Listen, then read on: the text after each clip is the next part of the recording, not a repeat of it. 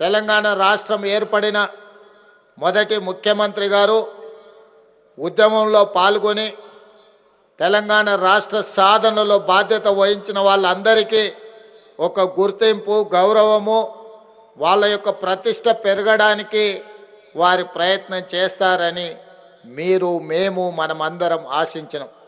కానీ జరిగిన పరిణామాలు 10 సంవత్సరాల పరిపాలనలో ఆర్టీసీ కార్మికులు దాదాపుగా 55-60 మంది ఆత్మహత్యలు చేసుకున్నా వాళ్ళ యొక్క సమస్యల్ని పరిష్కరించలేదు. సింగరేణి కార్మికులు దానికి అతీతం కాదు.